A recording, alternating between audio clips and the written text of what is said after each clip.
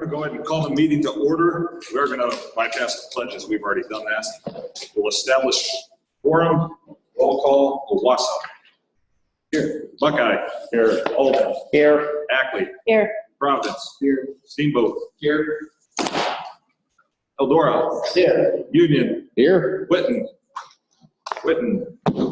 Hubbard. Here. Radcliffe. Here. Iowa Falls. Here. Hardin County. Here. We're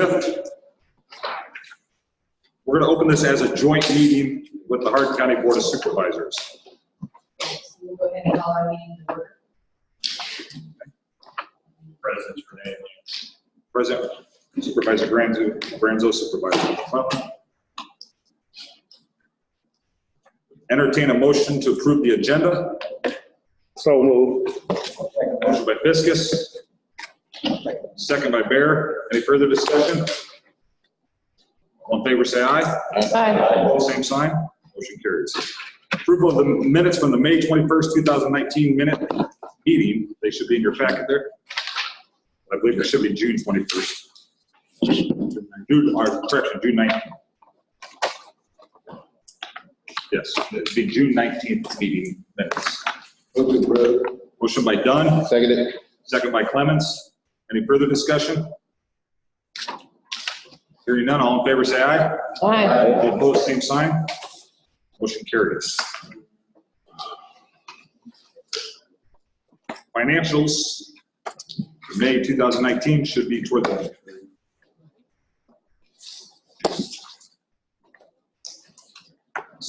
for the period ending June 30, 2019.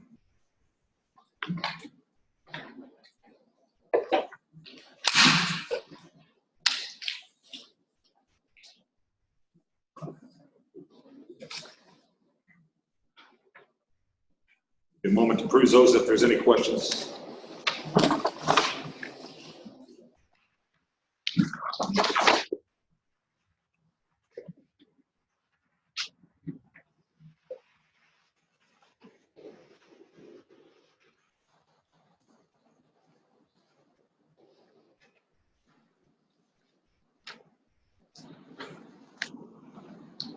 Any questions regarding the financials?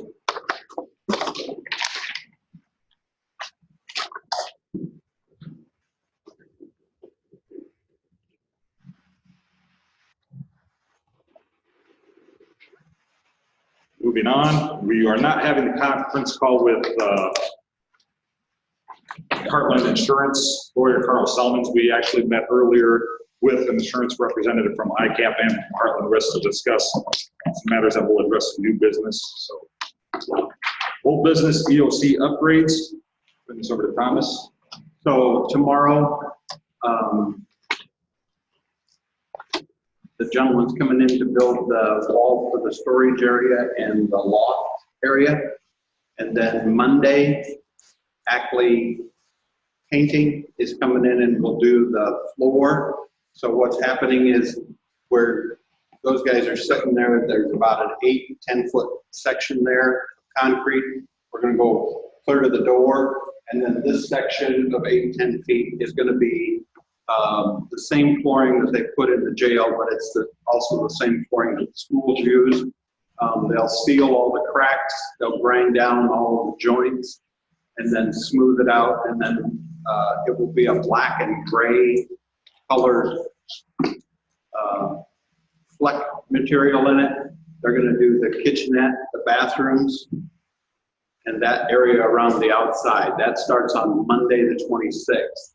So Jody has already talked to the construction guy. This wall gets done this week, starting tomorrow. And then Monday, the floor gets done. And then Jody's going to call the carpet people, get the carpet, and Matt and Micah will call Heart of Iowa and get the networking and the electric to all the stuff. So hopefully, if everything goes right, by the time we meet next month, we should have a complete room. For 9 years. And it should keep us within the It should keep us within the EMPG grant. I had to ask for an extension because the EMPG grant actually ends September 30, but they knew we were going to be late, so they've already approved November 30 closing on the grant for us so that we could make sure we had time to get everything done. They didn't fund until the middle of July. We didn't know we had any funding till then, so we couldn't start anything till then. So it's moving forward this week and next week. And to expand on that a little bit, our hopes is that we can host a variety of trainings here, meetings, county meetings, bring trainings to Hardin County finally where we'll have enough space to sit 30, 40, 50 people and see the benefits of having this actually being what it was designed for or planned to be back in 2010. So finally, hopefully coming to fruition here shortly. Any questions or comments about the upgrades, what we're doing?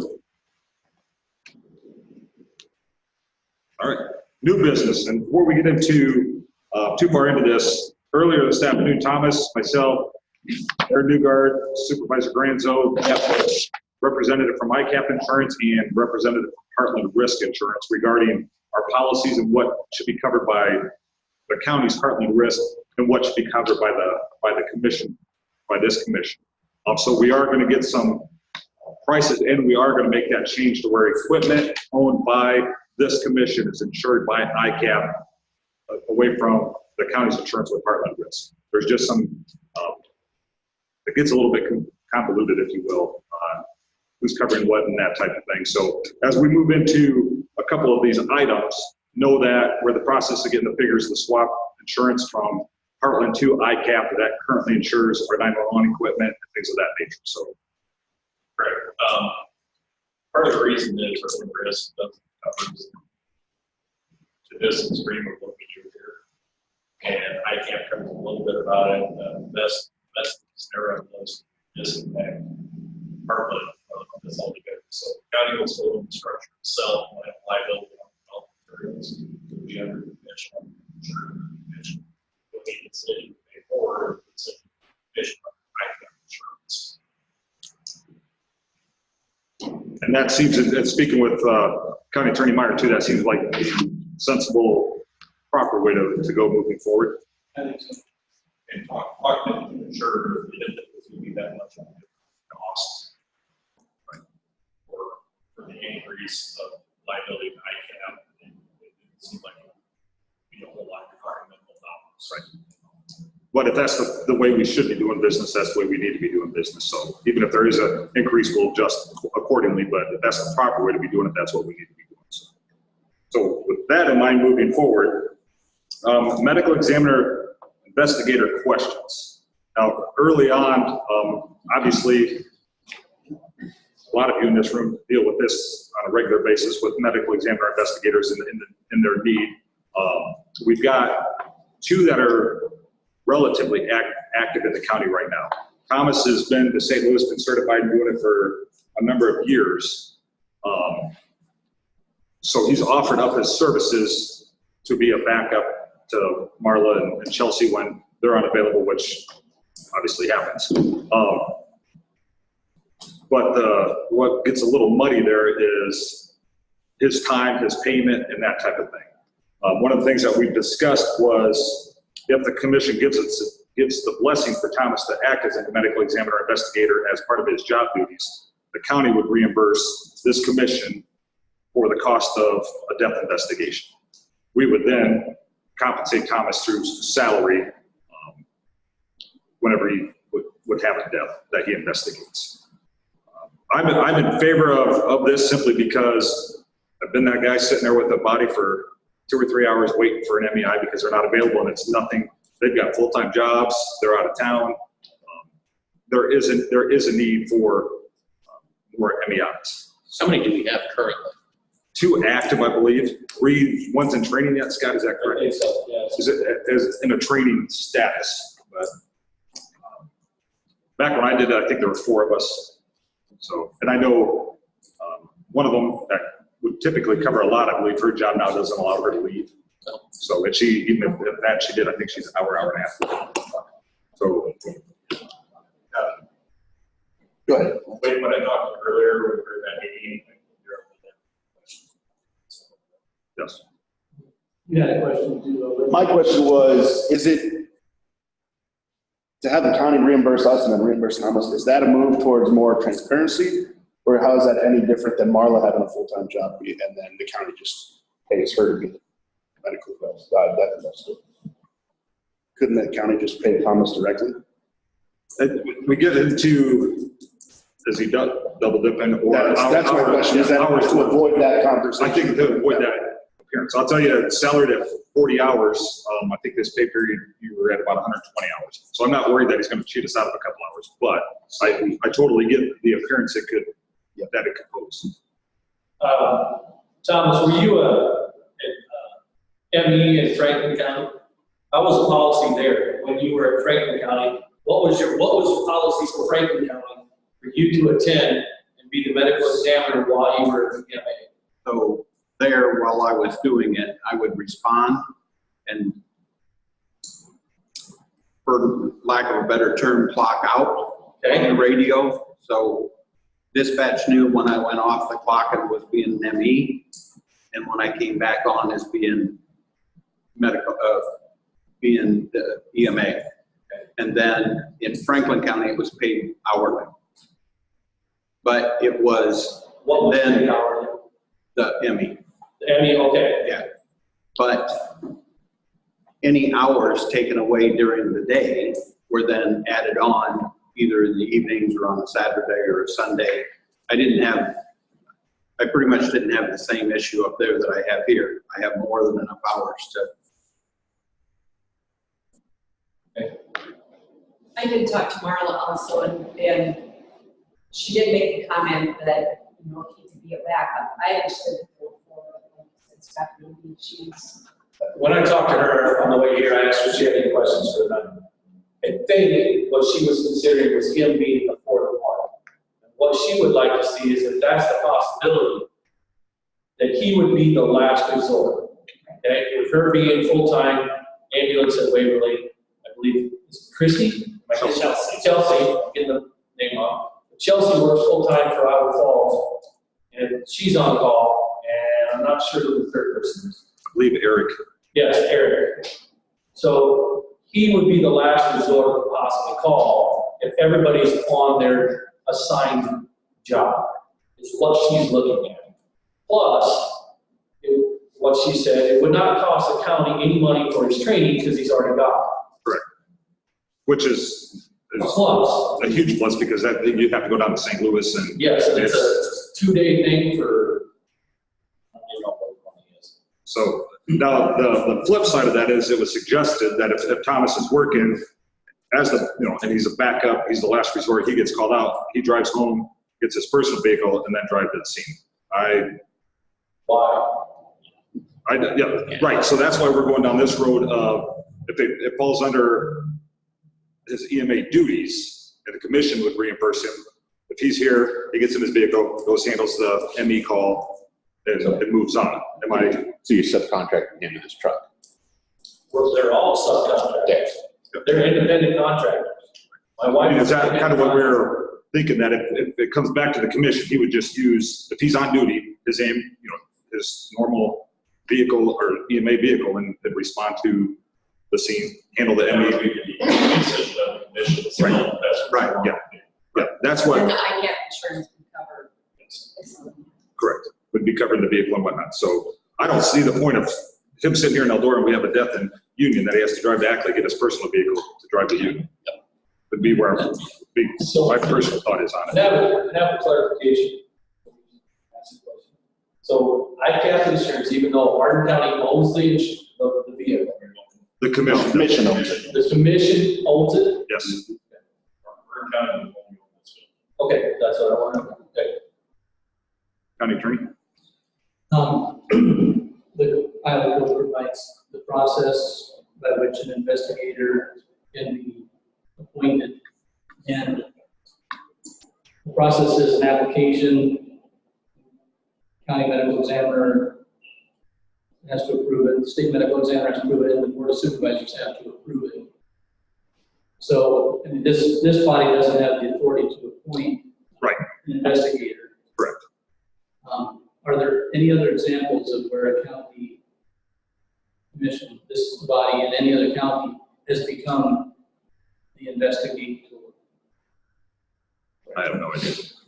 Franklin County. Well, yeah, I guess Hey, it there did you go. Franklin County. No, because the commission still didn't do that. Oh, yeah, you clocked out and then clocked back in. I mean, I was just wondering if this body has jurisdiction under chapter 29C. I don't- even do that. I don't think we wouldn't appoint. All we'd do is basically give our blessing as a commission that, hey, if you're working and it prevents a cop from sitting with a dead body for 3 hours, run over there and knock it out.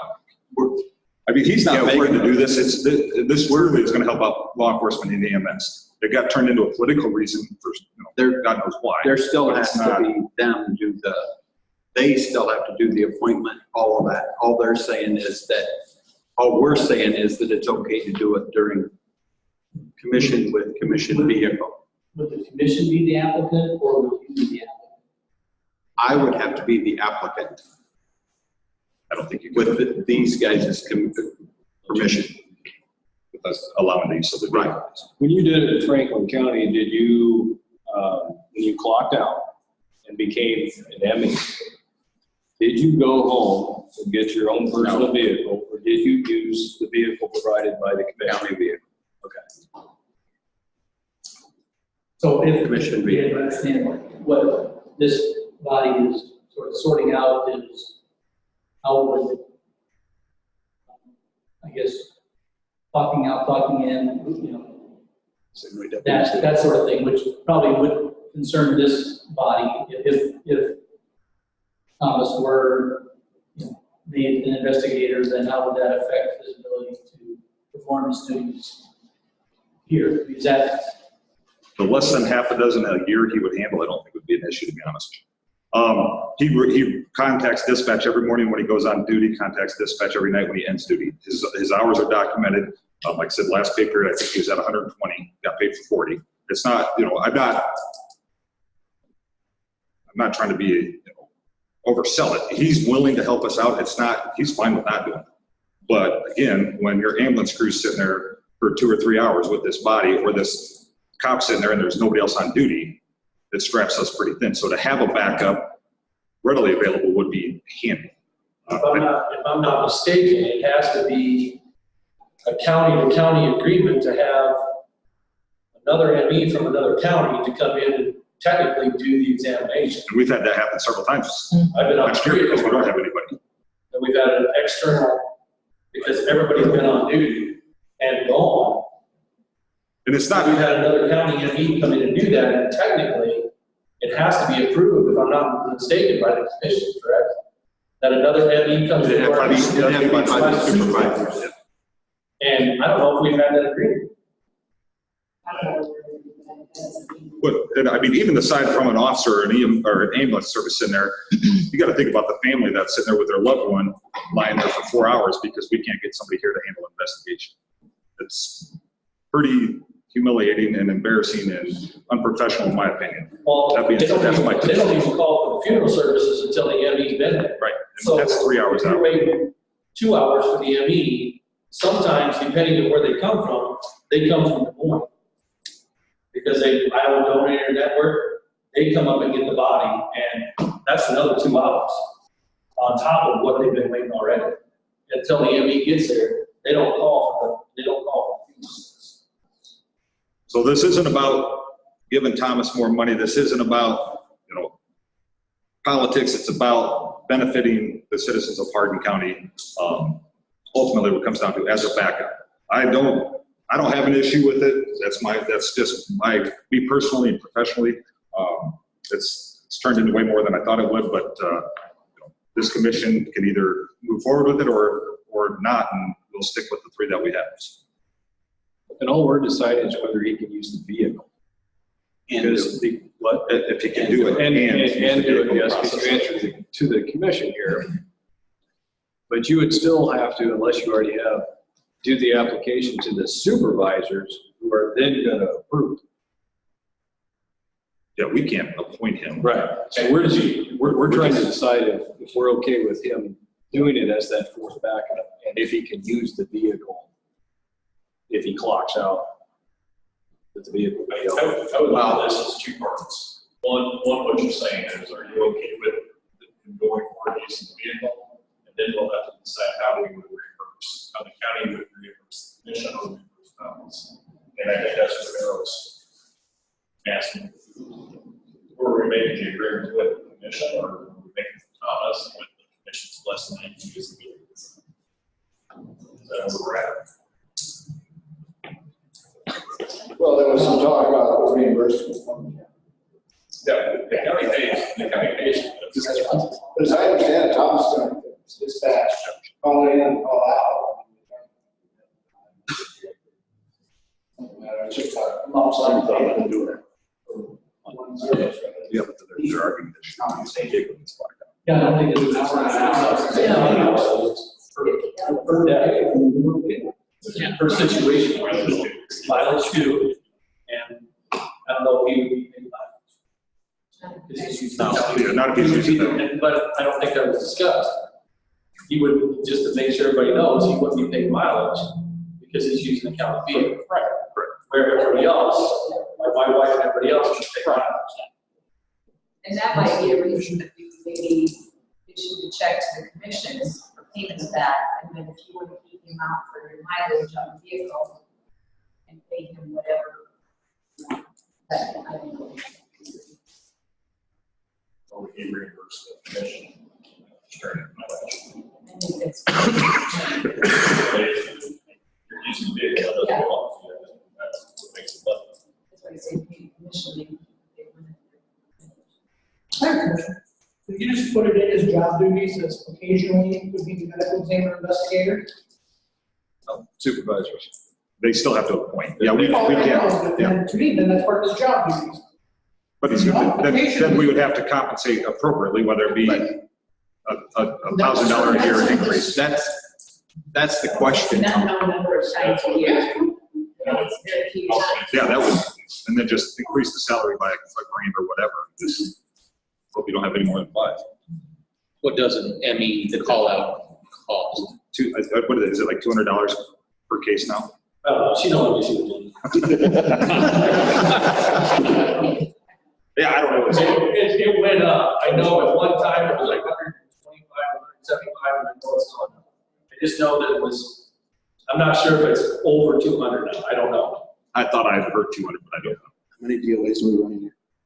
6? Oh, no, I mean, usually anywhere from a dozen to 18. I think somebody said the other At day. most there's $3,600 a year. Yes, 17 on the books as of this past week. So at most, we're talking about $3,400 a year, and he's the last resort. And with poor people, what's the chances of that? And the last time. And the other is the mileage is negligible. You're still in the county, it's not. Right. It'd be no different if he's going over to Radcliffe to talk to their superintendent about his school safety policy. You know, I understand that some of this is necessary as from a political standpoint or whatever you want to call it.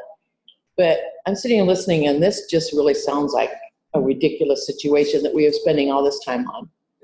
If you've ever been on the ambulance standpoint, which I have, and on these desks, I says, this is ridiculous. We have somebody who's qualified, last resort, and we're arguing all of this when you're going to put that aside thinking, here's a county who has a qualified ME. And we want to fight about whether we're going to pay a mileage or whether we're going to do this or whether we're going to do that in our last resort. I mean, this is ridiculous. If you've totally taken the whole society out of it. You've taken the county out of it. You've taken the patrons of the county out. And I think that's the really sad part. We need to look at it as we've got a resource that we're able to use and then figure out, I mean, if you just want to pay the commission, we can take care of whatever paying him. But I think this is getting stretched out and being made a very petty thing for when you're talking about families that are if you've ever had families standing there for 2-3 hours while they feel like you're doing absolutely nothing. I don't think we're disagreeing with everything we're saying here, but if we're going to move forward, let's move forward to the black and white is correct. Right. And that was, I don't think we're saying we don't want them to do it. But they have to know how proper way of doing it is, so that we don't. Well, then we need to have him tell us the proper way to do it. And he doesn't have the answer. Well, then we're gonna have to get an answer before we can decide something. I think an individual needs to apply,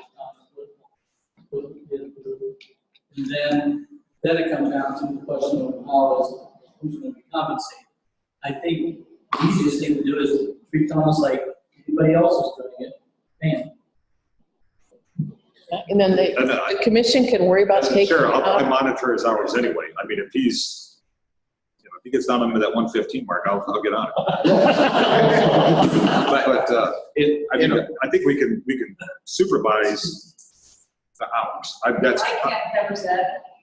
In all honesty, this really came just a liability issue with a vehicle and having the right insurance company that was able to cover that type. And that's more of what the discussion further down gets is part of the reason in switching to ICAP. Would I summarize that correctly, Lance?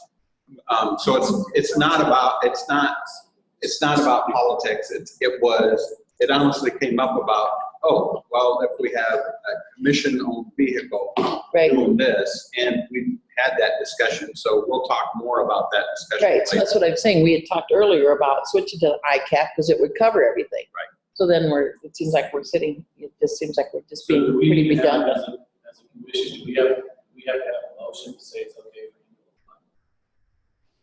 I think we'd have to have a motion that it's okay for him to apply and use the EMA vehicle in the, We have to have a motion? yeah. Okay, I make a motion that we allow, as a commission, to allow Thomas to apply for being the fourth ME, along with using the vehicle to go to and from wherever he needs to go. On behalf. Okay, we have a motion by Williams, second by Newgard. Any further discussion? Yes. One discussion item is this will come in back after ICAP is taken over. Yes, Yeah, it's going to fall under ICAP prior to this one as well. That's true. And the work is just not approved until that happens. I mean, that's on you guys. Something might have done here by next week. Yes.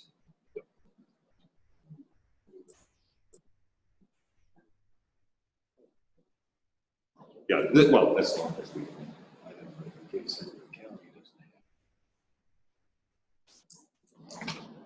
Yeah, we'll stipulate that for the purposes of medical examiner calls, it's only utilized in Hardin County. So if another county short like we've been, and they need you, that's. Well, that's pretty difficult. Because again, when you cross county lines, that requires that the board of supervisors is approved county coming over. Can I also add an amendment to my motion? Absolutely. That he is the last person called out. If all other MEs are not available, he's the last resort. Since he's salaried, is it okay? I mean, does anybody have a problem with not making him clock out of job A so that the insurance and everything is just clearly defined? I mean, when you punch out of one, but you're still driving a vehicle for another. So I assume this is still just, he's an EMA serving as the medical examiner. Let me say that it's going to end up being blocked anyway. It will. Right. Well, I mean, further discussion, is that?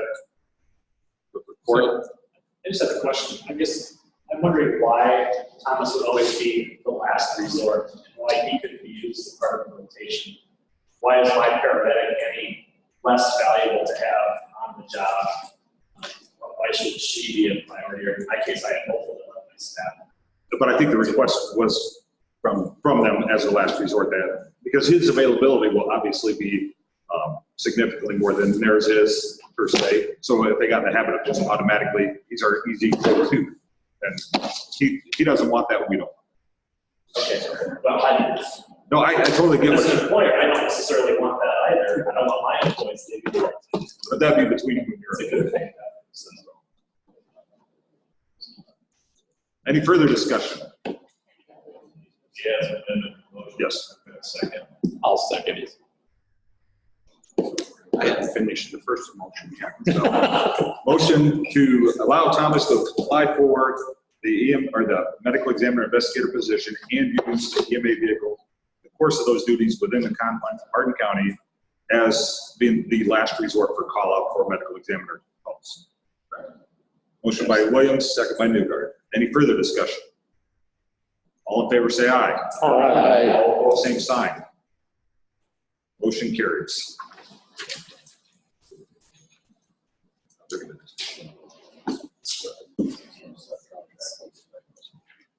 Yeah.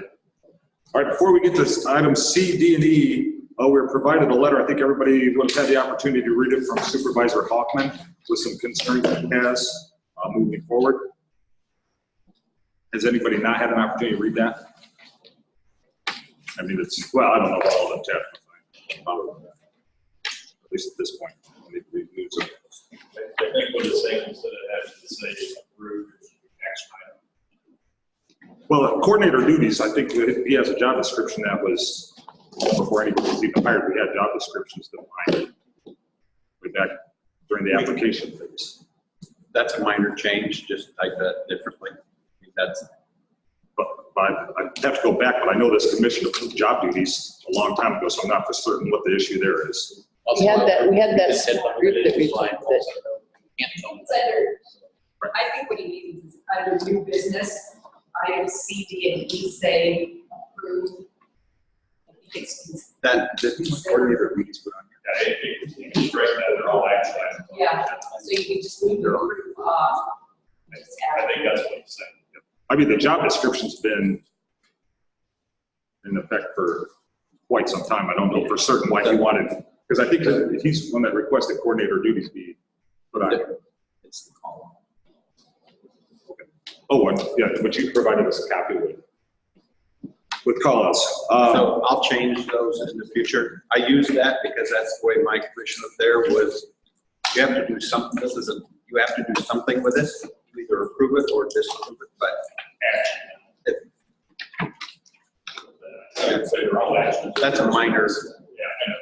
That's a minor change. Action on it. Dave, that's good. Yes, sir. So your sentence is that the duties were approved prior to hiring. The job description was part of the employment package when we sent it out to applicants and whatnot. The email that was sent to us for fire chief to show up and help with that. That is already approved, already been in the job duties, correct? Well, I think what they're talking about here, the difference is the job description actually is under EMA for the state, and it's in there, but I think what you guys were sent out is to decide, now, when do we want him? What do we want him to do? Yeah. When do we want him to respond, and what Everybody kind of should things? have a copy of that. So if you go to About 18,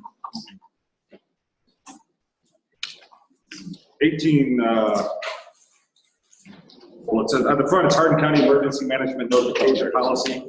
Page 1 basically is what's directed by state code.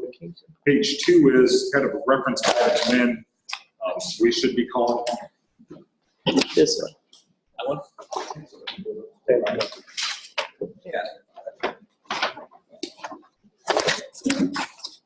So purpose to provide a reference list for events or incidents related to Emergency Management Commission and agency designated responsibilities based on local code, administrative rules, commission directive, countywide emergency response plan, or local agreements, plans, policies, procedures, guidelines.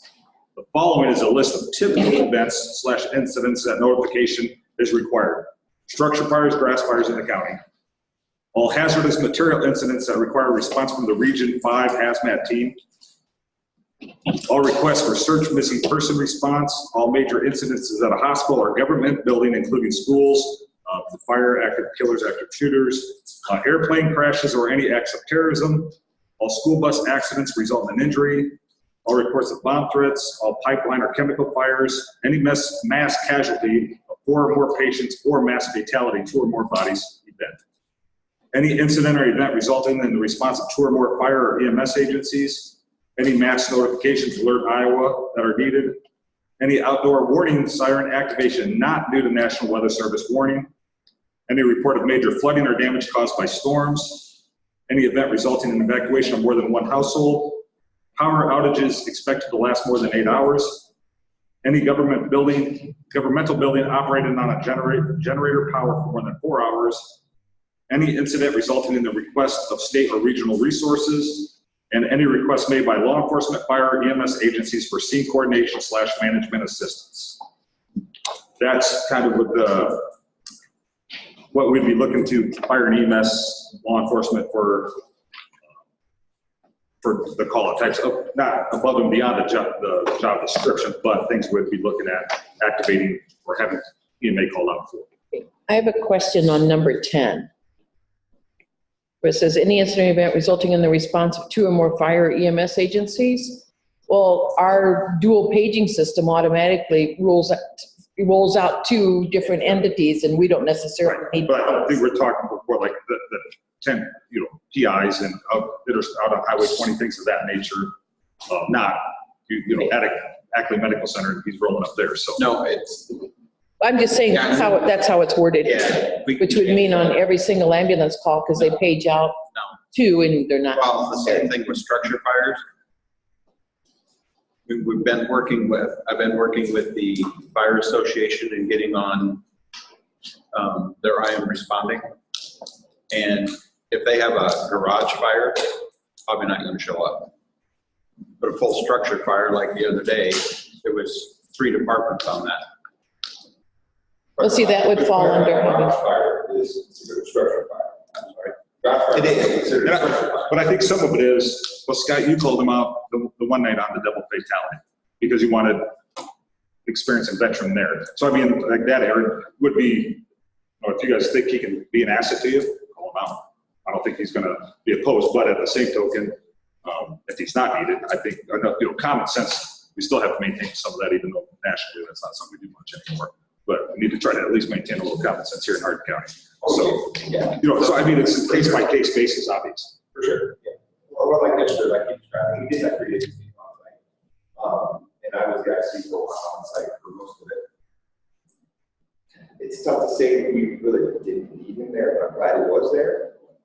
It's where do we keep him when he's on scene? I mean, not going that way. I mean, I don't need him running up to the hot zone with no gear on and getting in the way. He doesn't work with any of us. So I hate for him to come up there and get hurt, and then we look like that.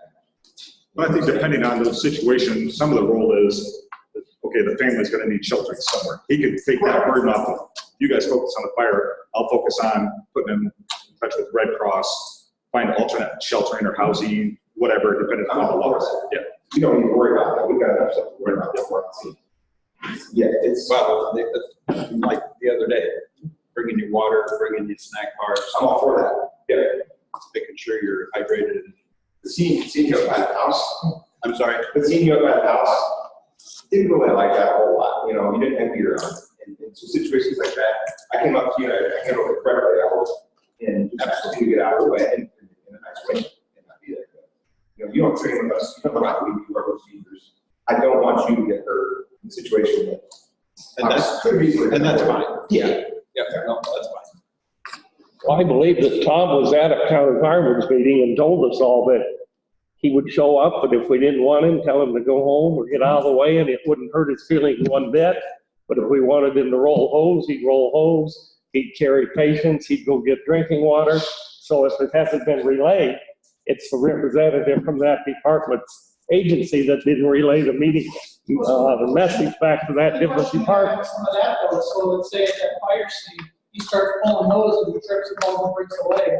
Is that, who's responsible? That's where he's responded. This is the chief, I don't know, but he needs to step in and say, hey, we don't want you doing this, or go home. Well, no, that's why we have established that. Right. Let's keep him in what we call cold zone, not in the hot zone until we request it. And that's where Lance was in the meeting this afternoon, and that was the discussion we had with ICAP too, was just some common sense things. Exactly, yes. Go along with it. Because, and I don't care if you're there or not, but every time we get a call on Highway 20, it's 2 or more agencies. So are you going to show up to every call? Okay. All right. It's again, some of it's the common sense. No, and I get it, but I want to make sure that if He is, and I want to be effective. Yeah. You know, that's. But at the same token, Scott, don't hesitate to call them on it. I won't. You know, if we get that semi flipped over and traffic's being diverted for a couple hours, or it's a locality that we're on scene for 4 hours. Like that one that we had a question, so yeah, that would have been. Does number 18 spell all out there? Yeah, pretty much. Any request by fire, law enforcement, or EMS, EMS agencies. I'm not saying don't send notice that you don't want him there, but should he go respond if he has a request? Yeah, well, on some of those, hazmat, absolutely, in my opinion, yes.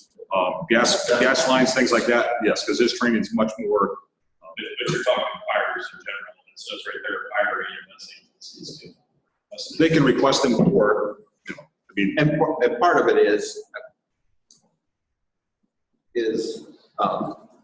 being there and saying, hey, did you think about this? Processing through. The other day I went with, who was the deputy up there? I don't know. Iowa Falls, semi-rollover. And Deputy Rom was, that was his name? Okay, Rom, yeah, was on the scene. And he first questioned why I was en route. And then when I got there, then it was like, this is a DOT route. Have you notified traffic incident management? Because it's a DOT detour, you have to notify DOT because they're responsible for their detour. And so I notified traffic incident management, they notified the supervisors, and then from there, the supervisors, myself and Deputy Rom made the decision on detour route and talked to Jeff about how we were gonna get that detour route covered, so. Mayor Dunn, did you have a comment?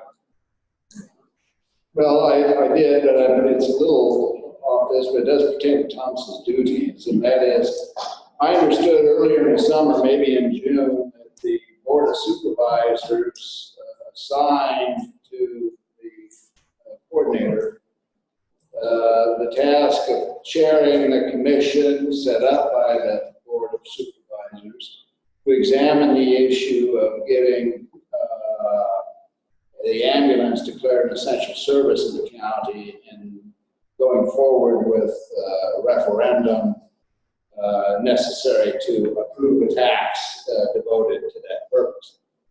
That, so far as I know, that group hasn't met. I'm wondering if that is one of the duties that we should be discussing as to whether it's going to take it on or what's happening to that. The supervisors don't have the authority to.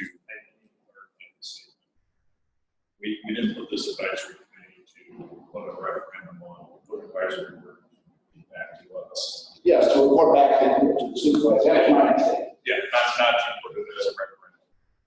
That would be separate. That was not.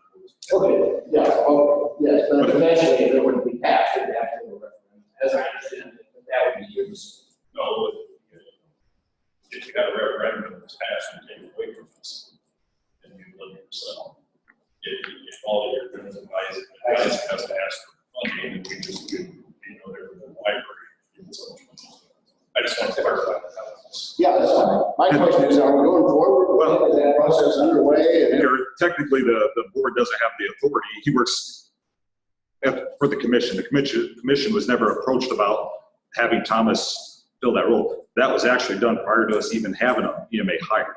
We were never, this commission, they gave its blessing or whatever, was never brought to the table saying, hey, do you mind if we have this individual chair this committee? So that process is not going to go forward, at least not under the stewardship of. I don't know that he's opposed, but like I said at one of the EMS council meetings, this place has been the fun for a number of years. We're trying to move that ball forward. He was hired as the EMA. So those responsibilities and duties come first. And then if time would allow and he's able to chair it, I don't personally have a problem with it, but like I said at the last EMS council meeting, it's not going to be his priority. EMA is his priority. So I have a question. So to me, it's like EMS is a priority. So, I mean, that's my thinking. Oh, I'm not saying EMS isn't a priority. What I'm saying is we have to have the right person chair it. He was appointed with nobody on this commission even having knowledge of that appointment. So what I'm saying is he was hired to do this job, not that. I'm not saying it's not important. I'm just saying we have a priority of things that need to be done. And So it sounds to me maybe it's back to supervisors. Put some structure together, it's not for it, it's show and get feedback, group on the issues that tax and essential service. Yep. Where's that stand? As a resolution stands, it's stated in the resolution that the emergency manager will be chair of this. Either we have to change the resolution or this commission could have him chair this. So, which is going to come first? Do you want the commission to have him chair this? Well, what I'm hearing is. This is the commission meeting on that board, or you request that to change the resolution. I think we asked him if his schedule allows him to chair it. He's got a lot of duties on his plate right now as our EMA coordinator. I don't know that he's got the, I'm not going to speak for you, that you have the time or will to do it. How did he become the chair? How did Thomas become the chair of that committee? Because nobody ever asked the commission who he answers to. Can he be the chair of the committee? How did that ever happen? Who put the committee together? The committee was put together by the board of supervisors. I don't know which one. You detail what would have been a commission member, and his intent, as he had said to us, was that it's a non-political position. He wanted it out of the hands of EMS, because EMS maybe would not, each one would not agree with. Okay. But as a commission member, which he is, should he have brought that to the commission to see that we all were in agreement that our EMA was also going to serve as the chair? Well, I thought the last thing we ended with that was that it was just going to become, they were still trying to set up this group of people to talk about that, becoming an essential service. So I don't think that group of people even ever got together or got even off on the first step. So how did we end up with the resolution saying that it was? I think it was the resolution saying that this group would be formed. And that the EMA director. Well, when I heard that the group was going to be formed, I don't think there was ever anything said to the EMA committee about us chairing it. It was going to be a group of the mayors and the EMA and the mayors and the EMS and fire and all of those. It was going to start out as a massive group is what it kind of sounded like. And then, but I don't think that went anywhere, but I don't remember ever talking about the EMA chairing it. Correct. Yeah, we never, the discussion never did. Yes. We beat this to death, when we answer the question, if the commission wants to do it or not. I can't do it. That's all we got. Ben, as a representative and EMS council president, has something. Okay. Corey, Ryan, do we have a problem with service directors appointing a different chair? We can get it done. I just wanted to get going. Yep. And September 1st was the deadline, and obviously that's not. And I don't have a problem with that, other than somebody's assigning him duties that he doesn't answer to. So with not knowing what. What we're saying is service directors, I don't care who chairs it, I just want to get going. Say EMS static, in my opinion, and leave the EMA commission out. I'll have an email out to service directors this week to post it. Why can't you guys? I know, but we have four, you think you service directors can get together, with the first responders and figure something out? What do you think, Scott? I think it should have started. I think it should have started with the EMS council. They should have taken the lead. That's exactly what that body is created to do. And I would have no issue with Ben as president of the EMS council being the convener of that group. And I'd suggest to do it in conjunction with one of our regular EMS council meetings. We were already there. Start an hour sooner, stay an hour later. Well, I think that is a good idea, but I do think you need to remember to include people from the. That's what we did. People from the city standpoint, because that's where all your financial stuff comes from. So. But we're also talking about a tax on the real people. Right. So that's where the town. So I think it's great, but I think do we want EMA here? Yeah, we'll answer that question first. If anybody else has questions, come talk to me after the meeting. I'll be more than happy to tell you how this whole ball got rolled. So. we still need some action, that's why Supervisor, then to reconstitute this, reappoint a chair for it, right? And this sounds like a solution that we're happy with.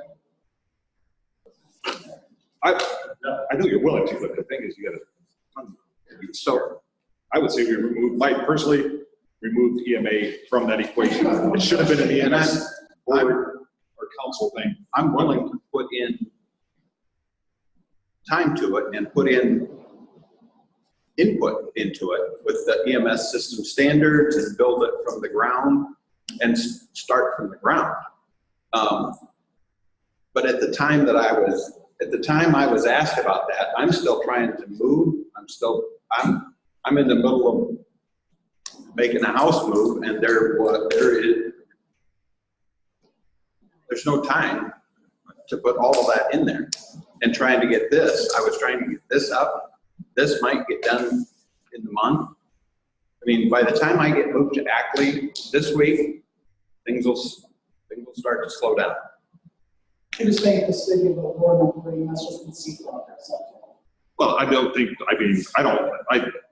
don't disagree, but you're expecting the guy that has a whole different line of duties to put that on the forefront, and I flat out told him this is your responsibility. If you can do the other, that's awesome. However, you were hired to do this position, not chair committees, or do this or that. That's on a case by case, right? That has nothing to do. That's just an ask somebody comment need to make. So, I personally would prefer that we just remove Thomas from the equation and let the EMS council tackle it as it should. That's my 2 cents, Thomas. You want to do it? That's, No, and I'm fine with that. If we have a chair, we have somebody responsible for moving forward. That's all I'm. And we're not going to rush through it. Obviously, I do think we missed the November opportunity. I honestly, Dave, with what needed to be done, I think it would have been a realistic expectation done properly. So he was already appointed as chair by the supervisor. No, that's good. Excellent. Coordinator duties. Back to that, I guess we got a little off track there. All right. So, Renee, are you guys going to appoint somebody else, or is it's not an EMA concern right now, but I just want to make sure moving forward, somebody's going to tackle it. I just think we should consider. Can I talk to you on that? It's one letter to be drafted, and sent out to every city, or mayor, whatever, township, or say, send us the name of your. Any further discussion on coordinator duties? And it's just clarifying, like last number 18 pretty much sums it up to, so from the commission standpoint, when I need him, I request him, and he's available for whatever I need him for, correct? That would be my understanding, and I think that would be his preference, whether it be fire, EMS, whatever. So, Scott, what was your question again? Number 18. Yep. Like Lance said here. So anytime he's requested by us, whatever, if he's available to respond, the commission is totally on board. Okay. Then that's my next question. I go along with what Scott's saying, but if you go back up to the top, it is required, incidences that notification is required, is the slash before the 18, the list of 18. Sorry, I didn't even make the ball back up, right there. The following is a list of typical events / incidences that notification is required within the amount of 18.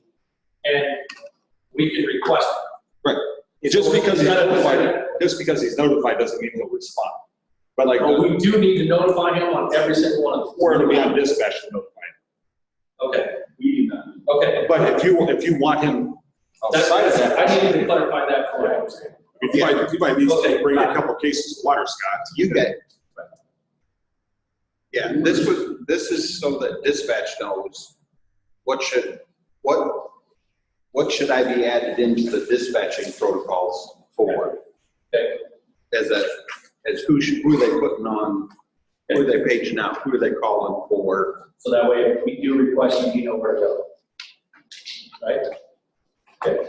Well, and I'll probably show up just to check on it. I mean, if I hear a house, if I get told it's a house fire, then I'm probably showing up and seeing if there's anybody involved. When you respond, you're not worrying any fire here. Yeah. So that's why we fix it over the house. And they're all suited up. Well, the other day, it was the chief and I, the chief was down to his bunker pants. We were walking around the building and then there was still some anger stuff, so the hose was sitting there. The chief's fault. You're not, when you're in, you're not, I know some trucks, you're a firefighter. No, that's on my personal vehicle. Well, that's how, so that's what I want to do. And that's been there for. I just, when you respond, it says all that in here. That's kind of like today, I'm wearing a shirt that says I'm chief of police, but I don't have my gun. So that's stupid because I don't have anything to back it up. That's what I was wondering about, the paramedic part. That's his personal vehicle. His vehicle doesn't have it. Are you driving that for us? Now. Yeah, so he's responsible on that. That's just my thought. If you got a plastic or you're advertising, stupid not to know. And practice what I preach. The point is, I was just wondering when I saw that. And I think that has to do with Bob's firemen, chiefs at least, is if you show up, I mean, when we had that fire pass deal in our city, and you were a godsend, we came when I needed it, we came a lost, but I didn't see that. You know, I'm sure that's it. So I think that what we have here is you take a job that we're not used to anyone doing. And now you're doing it. We're all we're not used to it. So we're like, oh boy, that's the big switch gears, you know. I know that. Yeah, I mean, thank you very much. I just wondered, like that on there, I get that's what you are, but you know, I see that, you know, when you roll up to a scene, because maybe you've got the equipment to do it. You know, so I think that's what they're getting at is with you being new. A lot of people don't know you, a lot of people don't know what he's able to do and whatever. You know, it's the same. Somebody shows up in uniform on scene and people will wonder, what can this person do? You know, and that's where you're going to have people who don't know what you can do and what you can't do, or you're going to have people who are going to say, what the hell am I supposed to do with him? But it's, you know, it's going to, you know, so that's a nice thing. You know. That's the hard thing we're trying to get used to. It's used to have somebody show up. Yeah, like, well, now what am I supposed to do with you? Yeah. You know, it's just. What you've been doing. So. Anything else on duties, job, coordinator duties? Okay, yeah, back to the list of 18. We need to approve that. But let's go back. Someone's had number of vacancies.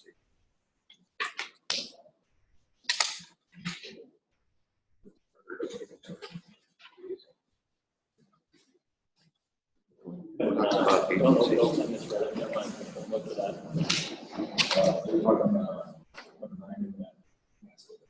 No. Right here. There it is.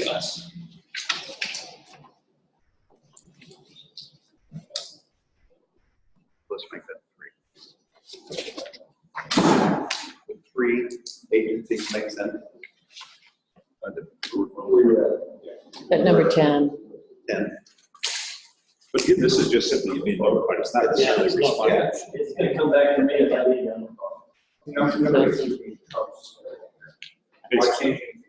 Yeah.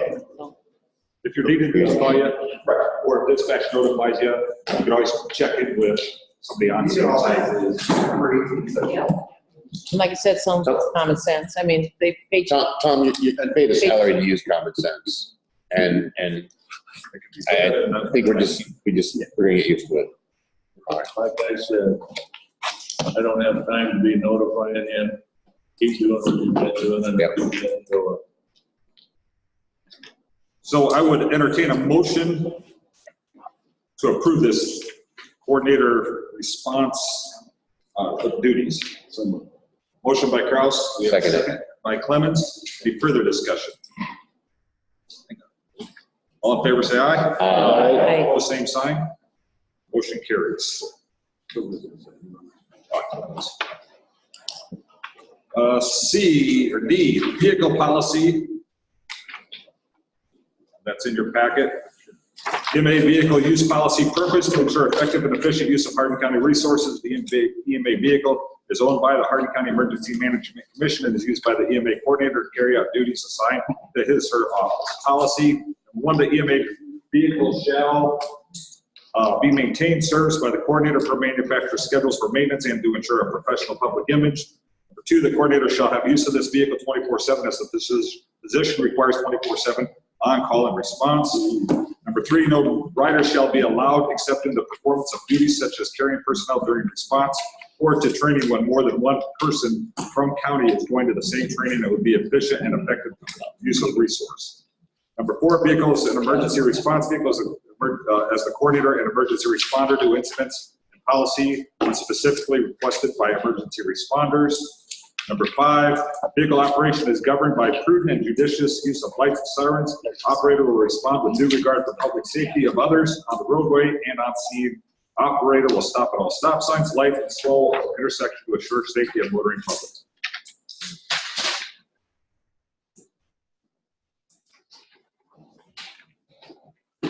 Comments?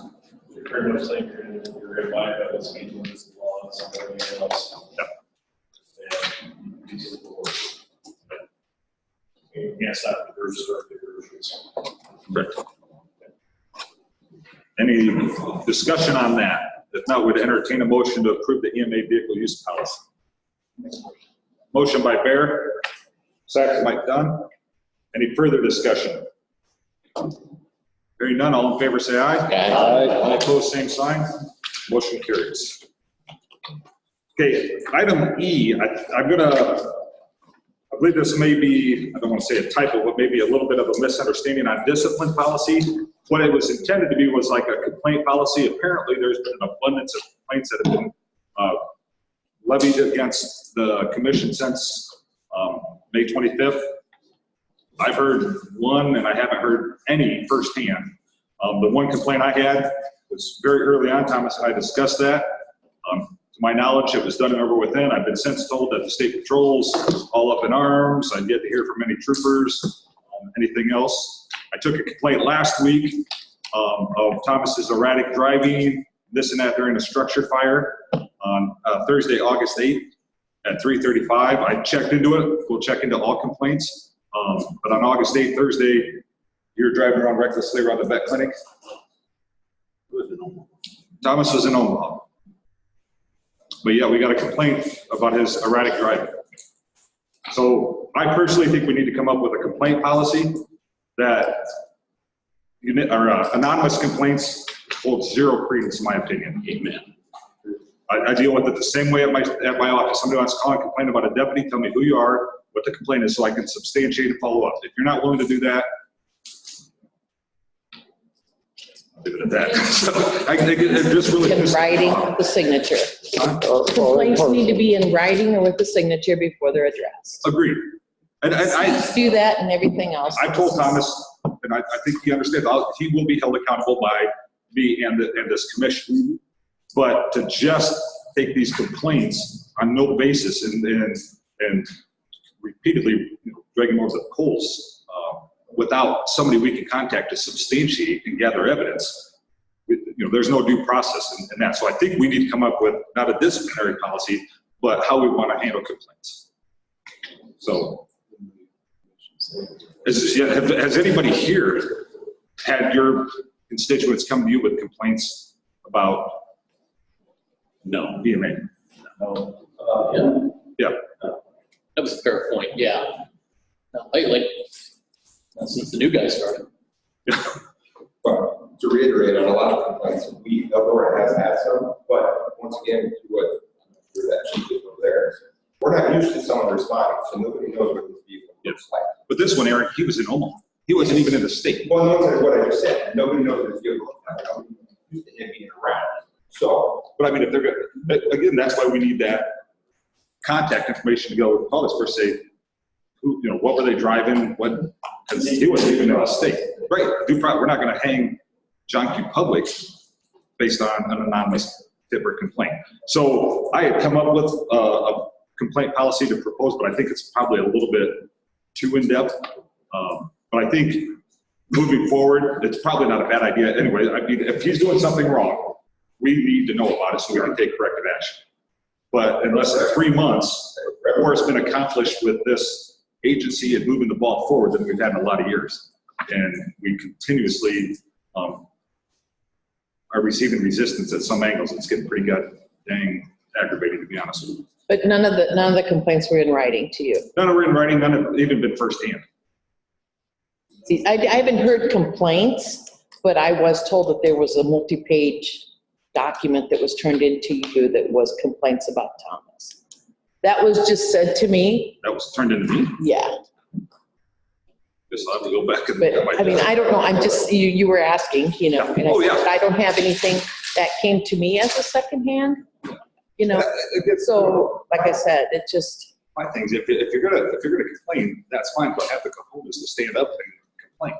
Correct. Don't hide behind somebody else or have somebody be your mouthpiece. You know, if there's an issue, bring the issue to this commission and to the table to be addressed. Don't hide behind somebody else or make frivolous or malicious complaints that aren't legitimate. If they are, they'll be held accountable. Sure, that's what I would do with any employee. When your office, that complaint package, it goes from A to Z and then you sign it before I go. Yeah. And I didn't know if that's kind of what you did. Well, I don't even know if we need to go that in depth, but I want to be able to call somebody and go, okay, you registered this complaint. Let's go over the facts. It's date, time, location, blah, blah, blah, blah, blah, so we can substantiate it. Because I can just call in and complain about, you know, you every day, chief, if I wanted to, and never had my name to it. But I mean, never had my name to it. Yeah. But no, you're we have a police officer with the rights of that involved, and that's not fair. Militia, I agree, malicious with powerful group. I mean, if they're bona fide legitimate complaints, by all means, I want our commission to be aware of it so we can address it. Well, and I think too, Eric, is that I think we need to first responders, we work together with Thomas to make sure we're communicating with the communities and we have somebody of them that's actively participating. Right. Because like everybody said, we have not had somebody like this in the past. Yeah. And that's what, like Aaron and Scott both said, that's, even U.S. first responders aren't accustomed to having EMA going, here I am, what do you need? I mean, So it's an adjustment for all of us. It's 801, it's 801. And Yeah. can I take a statement? I've enjoyed the job since I got here. I've enjoyed the people I've been working with, but I've thought about it over the last couple of weeks, and this job would be a lot easier if I didn't have an arsonist or several arsonists out there trying to start little spot fires like a forest fire. Because a lot of my time is spent trying to either substantiate or unsubstantiate complaints, or try and come up with something in what the code says, what a policy says, what somebody else is doing, because of these little, from the firefighting background, these little spot fires that you have in a forest fire, and you got this one out, and you think you got it handled, and then all of a sudden there's another one over here. And that's, honestly, and it's not you guys. I can't really say who it is, but there's obviously to me, and I told my wife that the other night, there's just like somebody's out there starting little spot fires like a forest fire arsonist. Well, and as those of you that read my email a few weeks ago, there was somebody going around telling people that I had said that I wasn't happy with the fact that Thomas was up at the Franklin County Fair during part of Riverbend Rally. I never said any such thing. Thomas was there during Riverbend Rally when needed. Thomas has been there for Iowa Falls when needed. Tom has always conducted himself in a professional manner. His load of knowledge has been extremely helpful to them in Iowa Falls. And as I said, both before he took this position and after. So if any of you, once again, if any of you hear anyone say that I have said anything in complaint about him, please verify it with me first, because we don't need this sort of thing going on. Thomas has been here less than 3 months. I mean, we've had, it's like, good Lord. You feel like a second. I fully expect a job performance review, but I'd be getting kicked in the teeth every single week. I'm glad he stuck around, because I'll be honest with you, I'd have told somebody to go pound sand out of it and go. Aaron. I think everybody in this room is under the same pressure. We're all here to do the best job we can for the county. The town. If you have, or you hear, I heard the one about when you're in Oklahoma, that travel clear out.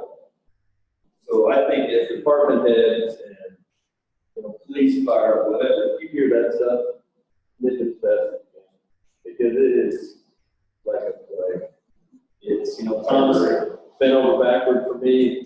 Seems like ever since I took over chief, we had the town flooded, we had windstorms go through, and the knowledge is there. And I know as a chief, I can call any department in this county, EMS, we can have help there. There's all these piddly things over here that you can go away. It seems like we're fighting the same fight all the time.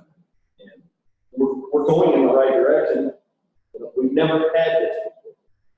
So now we need to use the knowledge that he brings to the table, that I've talked to him numerous times about trainings and stuff that he can do for us, because we all know, and I'm just going to talk on the fire side, how hard it is to find volunteers. And Ryan might be just as hard on the EMS side. But, the people that we need doing these jobs. Well, like Scott says, we hired him because nobody knows what the heck we're doing. And that's why we hired him. And I didn't know there was 26 documents for people that needed to be filled out the night before we left the flood. And Thomas Sauer and Dave were. Should have called me. Yeah. We're at the fire station till 1:30 in the morning. I would have never done that. We had nobody to call. So now we have something going forward, and these piddly things, where they're coming from, hopefully someday they come to light, suspicion, whatever, but the policy of reprimand and whatever is a great idea. We do it in our own department. I've had to take care of driving complaints in my own department. But we don't get over the piddly stuff and move on, we're going to be the same kind. And we have the knowledge, the volunteers, you could call paramedics, firefighter too, and instructors. This county is so well set up with everybody wanting to help. So we need to embrace this and move forward and get away from the little things. So, we're going in the right direction. Friendships have been mended over the years, even between Iowa Falls and Eldora fire. Years ago, something happened there. I had to mend that. So the little things, when they go away, this county is great. I'm proud to live in this county. I'm proud to be a fire chief in this county. So I've worked with Dave for many years, with Dave for many years. So, we're going in the right direction. Honest knowledge. We just have to get away from the little micromanaging thing and move forward. And give him the opportunity to build this and move his job. Is there anything that, okay, so a lot of people come to us and want to move power, right? Can we take your disciplinary complaint form and have them fill that out to help you out? Yeah, or put them in touch with me. Again, if he's doing wrong, same with my deputies or anybody, I want to correct the behavior. To make the process so easier on you, so you're not dealing with people directly because you have a job. I'm dealing with Al Qaeda. I don't dare face it. But it's going to get better, Thomas. It's just, we're small communities. Everybody's going to complain no matter what they do. We'll get past it. The pendulum has swung a long way for all of us as responders and public safety, of having somebody that's as gung-ho, knowledgeable, and I won't say in your face in a bad way, but like, here I am. We're not accustomed So it's an adjustment for all of us, and probably to the public as well. But I just want to make certain that he's given the opportunities to build this, do his job, do what we've hired him to do, turn this place into what it can be, and move the ball down the field instead of every Monday morning getting kicked into the teeth by an anonymous complaint from somewhere that has no validity to it whatsoever. Or if it does, nobody's, like I said, got the cojones to stand up behind it and say, yeah, I seen it, here's my complaint, and bring it to the table. So. Earlier in the meeting, you approved tracking device, ear tracking device. I think that's provide a lot of complaints. Oh, yeah, with that, absolutely. With that ABL system, that same thing that we run, yeah, we could confirm or, you could right away immediately know what happened through that system. Yeah, but it's the same with the complaint the other day. I investigated because you can ask myself, well, you've seen my change of statuses over there. There's been a handful, plenty of them. So I'm not here, Kevin. But if it's a bona fide complaint, disciplinary action would be registered. We're going to correct, wrong behavior. But we've got to be able to prove it. We shouldn't hold him to a standard that we're not going to hold all of our firemen to, our EMS providers to, or county employees to. So that's my thing. I would ask that we table item C, or correction E, until next month, come back with it as a complaint policy, not a disciplinary policy. But as a form that we want complaints to be submitted to chair, vice chair, or this commission, whatever, on how to be handled. So. If you have a list of forms, we'll make them up. Yeah, and we'll give them to every responder or city hall, or whatever works. Out of curiosity, is the form specifically a complaint form, or is it a comment form that would allow people, when they have a good experience, to be able to document that as well? Because when it comes to performance, it'd be nice to. Yeah, we could just do a comment card, if you will. So. What if instead of the form that we just on the EMA website, just have them go on there? Say, go to this county website, go to the EMA. I know the county's website does have the option for customized forms that Micah can do. Well, when I think, right, I think there are some people out there that aren't.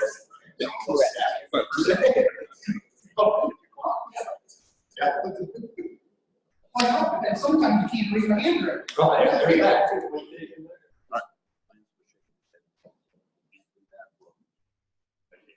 You were shaking your head no down there, so we can or we can't do that. Is that? I can do it. What we're saying is you need to have a person on the Right, and that's where it be name, contact information. That's why we said. And then somebody needs to hand fill that out, not on the website. You can sign anybody's name. Right, but we would contact that person and say, hey, you filed this complaint, we need. Well, would it be visible to everybody on the website? No. The forms that you have on your website, Micah can build it right off your Civic Plus website, where you just tell her what fields, directly to me, and it goes directly to him. And you can set what fields are mandatory. So name and phone number and date of incident and details. You can pick as many of those as you want to be mandatory. And if they choose not to fill that information out, the form won't even be accepted. And if they find out that it's a bogus name. But it's just it needs to be put to rest. We need to give them the opportunity to do what we've hired him to do. And I'm hoping moving forward we can get this. Not to toot my own horn, but I have 2 thank yous in my office one's from the Fair Board and one from Iowa Falls. Yeah, between Chief Harkin and Chief Eisentrigger, the weather patterns you two implemented since you both got promoted. So we'll table that one, or I'd entertain a motion to table item E. Williams, motion, second by Kraus. Any further discussion? I will have a complaint policy written up. I'll get it, Thomas, you can email it out to the commission for review before the next month's meeting. All in favor, say aye. Aye. All opposed, same sign. Motion carries. Coordinator update. So, basic plan and ESFs, we have since Dave didn't build the basic plan and review it, and ESF 2, 5, 10, and 15, those are due to the state. They're due the end of August. I've asked for an extension to the end of October, so expect to see those, the basic plan and ESF 2, 5, 10, and 15 at our next commission meeting. I'll email them out to you as I get them updated. And I'm gonna have to ask EMS and fire to come to a meeting to discuss those, because you're the key players in those. But like I say, some of this I've been holding off because there's no place to meet with a lot of people.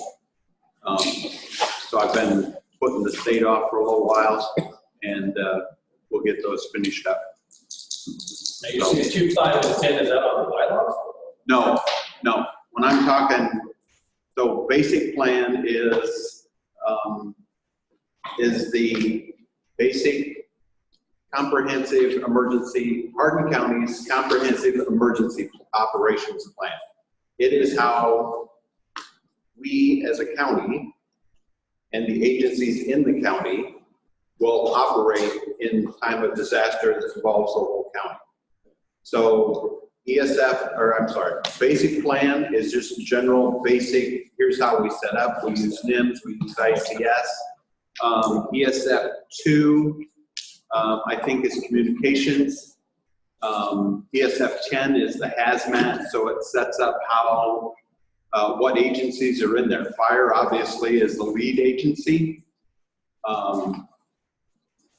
In ESF 8, I'm pulling these off the top of my head, but ESF 8 is a public health, so public health, EMS, hospital have input into that.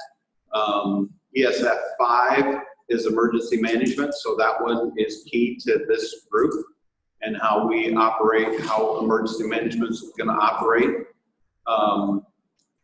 And then in addition to that, and since this is a joint meeting with the Board of Supervisors, I'm going to advise you that along with that will be how we structure our emergency operations center in time of disaster. So if we ask right now to open up the emergency operations center and try to staff planning, logistics, finance, operations, planning, logistics, and finance, I don't have anybody to come to the table. So I'm going to be going to the county asking them, so like the finance section, would it not make sense that the auditor is the finance person? She knows finances, she can keep track of finances. The operations is going to be whose ever disaster it is. So if it's a fire emergency, then fire is going to be heavy in the operations section. Logistics, in Franklin County, I used the recorder. She was good at documenting and have a list of resources. And then in the planning, that again was kind of in whose ever ball field that expertise needed to be. If it was healthcare, if it was, so we're going to have discussions coming up in the future about African swine fever. Is that the African swine flu? So if that comes about, that's going to be, and then the Board of Supervisors or the city that it affects is really the policymakers. So who determines a curfew? Who determines if we're going to move, if we're going to cancel events? We got an email the other day from Winneshiek County. There was a scare of African swine fever at their fair.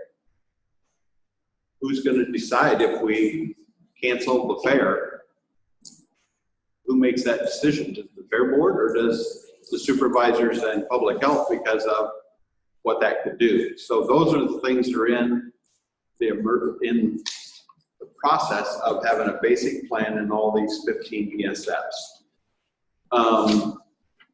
Ryan emailed me about mitigation plan for Eldora. I think it was you, Ryan, right?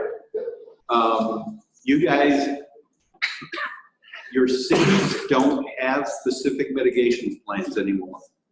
If I remember correctly, this was approved by the state last year under your watch. You got the email, and I'm trying to find, and I can't find an electronic copy of it, and I can't find a hard copy, but the multi-jurisdictional, multi-hazard mitigation plan was approved in 2018. So we just need to get that out to the jurisdictions and to the Board of Supervisors so that you have a copy or you can make a copy. I prefer to sending you an electronic copy for the cities rather than having to keep another, because those get to be kind of that far. Pat, somebody from your city asked about your city emergency operations plan. It doesn't matter if you want a city-specific emergency operations plan, we can help you do that. But the other side is the county plan can be adopted into. She has the county one, and he shouldn't have asked you for that. The cities. So those are a couple of the things. Exercise and training requests. About a week after I got here, Ashbrook, which is assisted living, nursing home, and something else up at Independent living, asked for a nursing home drill. They actually wanted to go through a full-scale exercise and have ambulances and all that. I meet with them next Tuesday. They're not going to do all of that because their plan is a 3-inch binder. And they want it done by September. October is when they want the deadline. I said, so what they're going to do is we're going to do a full-scale exercise for them, but make them have to call the ambulances that they would have to call, but the ambulances are not going to respond. Eldora, if I tried to set a full-scale episode with you and then you try and get staffing, Ackley, I will call. I mean, it's just way too much and there's too many moving parts. So they're going to start there.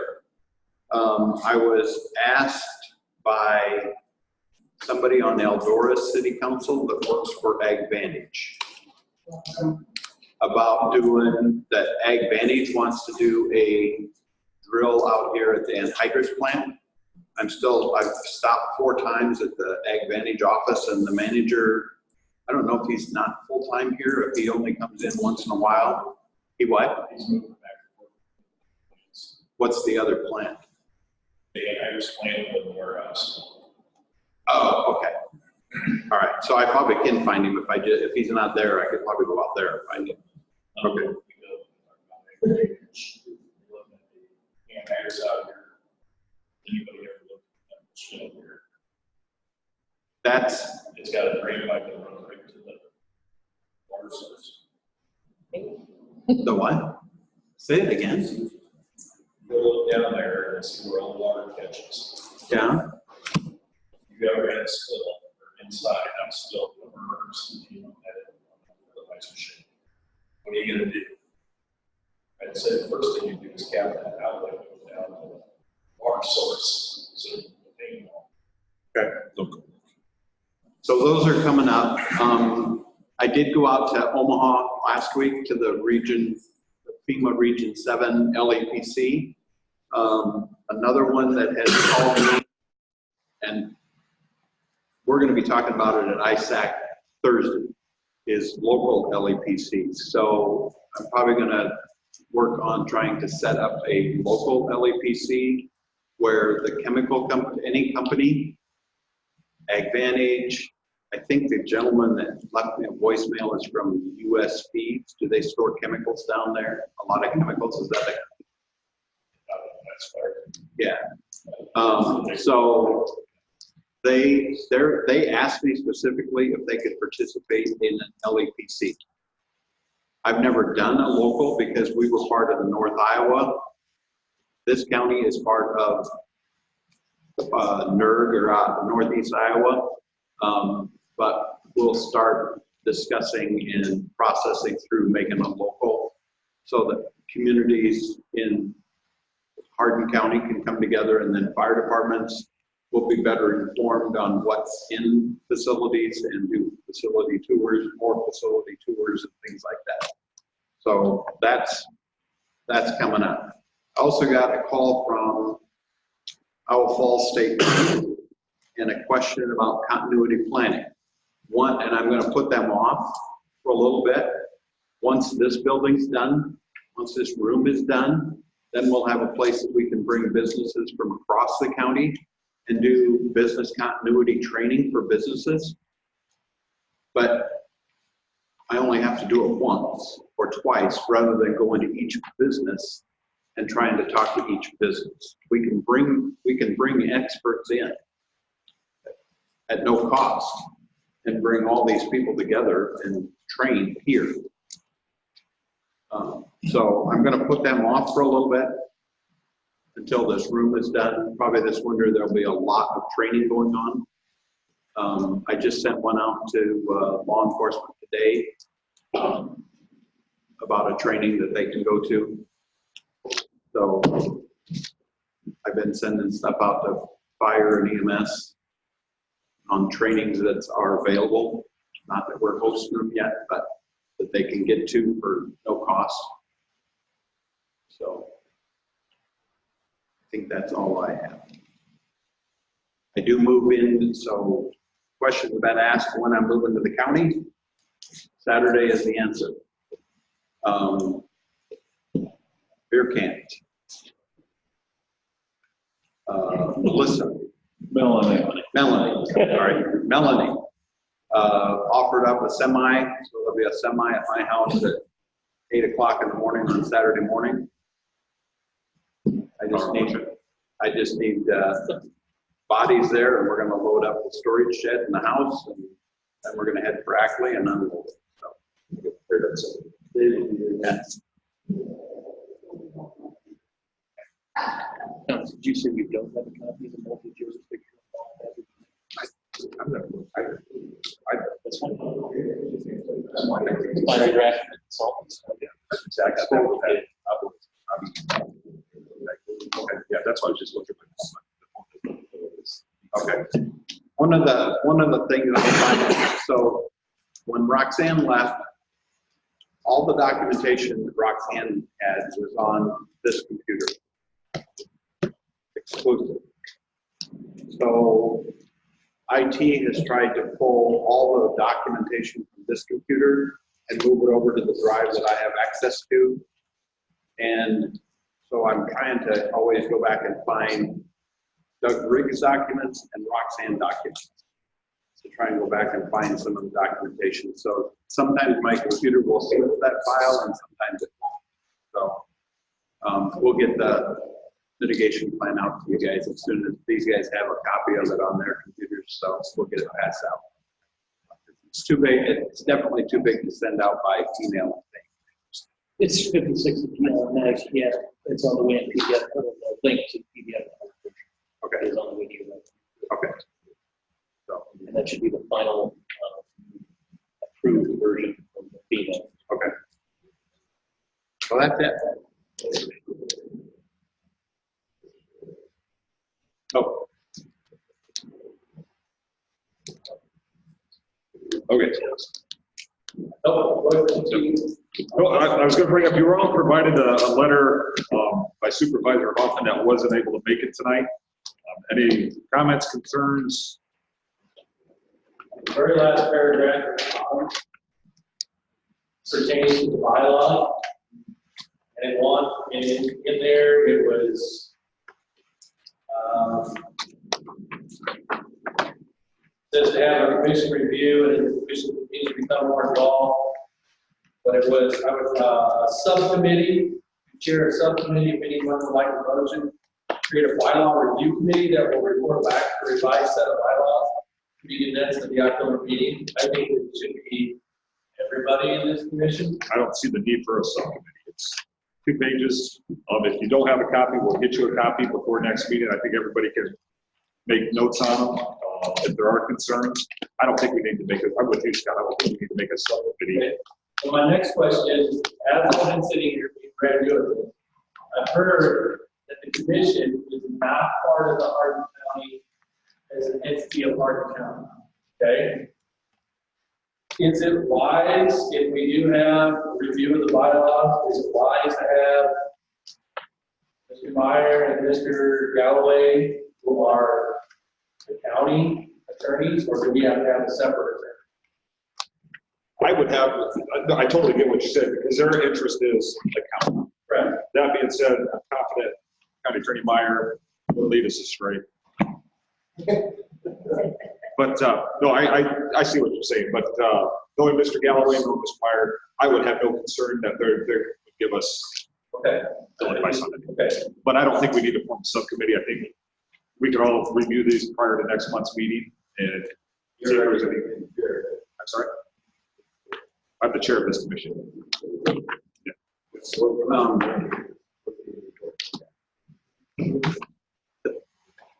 The other document that I'd like you to see, this was provided by Heartland Insurance lawyer. We had asked Carl Salmon to be here tonight from Heartland. He was not able to attend. He had other things, but he sent this document, and this document's been out for a while, about commissions and county government. So if you want to review this document also, that's from the Heartland attorney. And I'm going to a meeting, Lance invited me to a meeting in September by Heartland Insurance about best practices and employment practices. I think that about covers the gist of that meeting, doesn't it, Lance? It's our annual meeting, a little over a few days.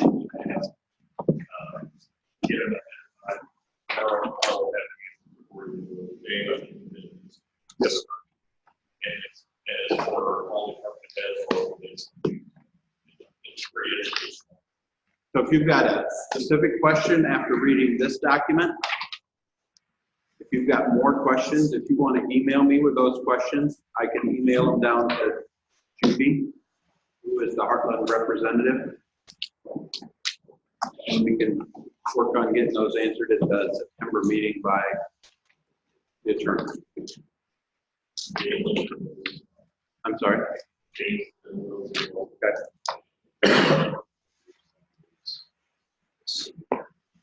Any further business? Supervisors, I think this joint meeting. I would like to thank all the fire chiefs, EMS directors, and those that are here at the request to attend. No, you're welcome to any of our commission meetings. I mean, it's great to actually see this many people here because the attendance has not always been stellar, to say the least. So, kind of imagine the chairs would. I would prefer that you would.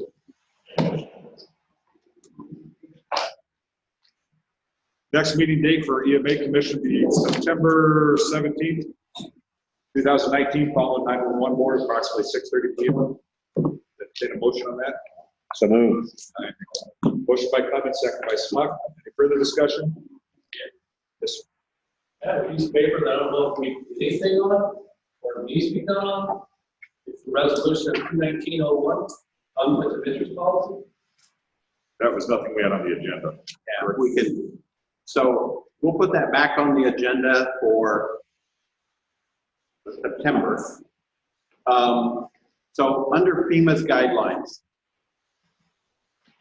if we receive any federal dollars, and we are on a regular basis, we get the EMPG, which is the Emergency Management Program grant. In the past years, previous to this fiscal, we were using it as a supplement to the salary for the coordinator. This year, because it was cut in half, because you went to a part-time position, it got cut to $12,500. It's being used for the upgrades on the EOC. It's being used for the technology side of the upgrades, and then the commission's half of that, the 12,000. Actually, we voted last couple of meetings ago to up that to 20,000. So that's what's paying for carpeting and all of that stuff. But FEMA and Iowa Department of Homeland Security require that we have a conflict of interest statement, and then that the commission members sign off on the conflict of interest statement. We also have to have, there's several documents in front of me. People,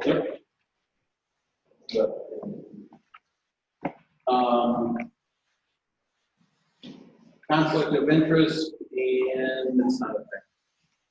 Procurement policy. The procurement policy, and the one you have, I noticed that I had a typo in it for whatever reason. But at the top it says Hardin County Emergency Management. I've talked to Renee, and so we need a policy that says how we're going to procure items over a certain dollar amount and what that dollar amount is. And in talking to Renee and then somebody else, but Conservation already approved this under the Conservation Board. I think because we're making the separation of county and commission, I wrote it specifically to Hardin County Emergency Management Commission, so we'll need to look at that next month. The conflict of interest is that document, and then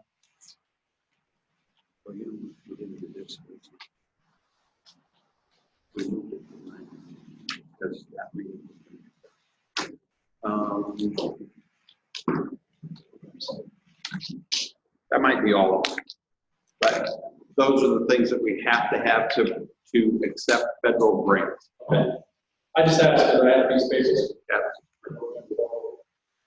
Yes.